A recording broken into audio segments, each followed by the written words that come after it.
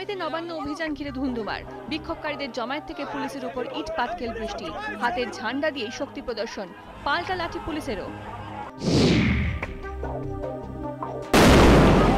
একই পরিস্থিতি বিজেপির রাজনৈতিক কর্মসূচি ঘিরেও। পুলিশকে লক্ষ্য করে ইট পাটকেল বাদ যায়নি এদিনও। ছোড়া হয় বোমাও, চলে পুলিশের গাড়ি ভাঙচুর ও আগুন লাগানোর মতো ঘটনাও।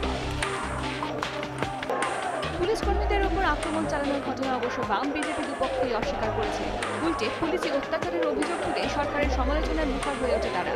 শনিবার তৃণমূল কংগ্রেস সরকারের দ্বিতীয় দফার প্রথম বছর পূর্তি অনুষ্ঠান ছিল নবান্নে। সেই উপলক্ষে রক্তদান করেন পুলিশ কর্মীরাও। সেই উদাহরণ টেনে এনে দুই বিরোধীকেই বিঁধলেন মমতা বন্দ্যোপাধ্যায়, দিলেন শান্তির বার্তাও। আমরা সোশ্যাল নেটওয়ার্কে 7 দিন আগে একজন মারা গেছে, যার ছবি দিয়ে বলি না কালকে আন্দোলনে মারা গেছে।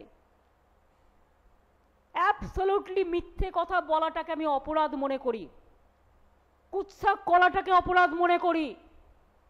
তেমনি মনে রাখবেন, সত্যি কথা বলার, সৎ কথা বলার সৎসাহস থাকা উচিত। বাংলা বিভেদকে ক্ষমা করে না, বাংলা বিচ্ছেদকে ক্ষমা করে না। বাংলা একটাই কথা মনে রাখে, বাংলা সবার জন্য, সব মানুষের জন্য। এদিনও মমতা বন্দ্যোপাধ্যায়ের মূল লক্ষ্য ছিল বিজেপি। আন্দোলন করে দাগ কাটতে না পারলেও গেরুয়া শিবিরের সোশ্যাল মিডিয়ার অপপ্রচার চালাচ্ছে বলে অভিযোগ করেন মমতা বন্দ্যোপাধ্যায়।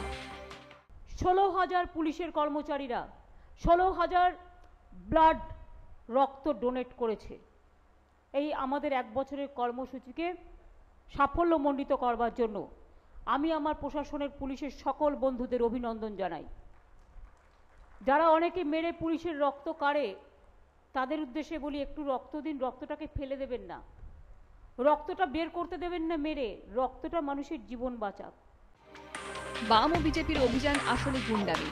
দিল্লি থেকেই তোপ দাগেন মমতা।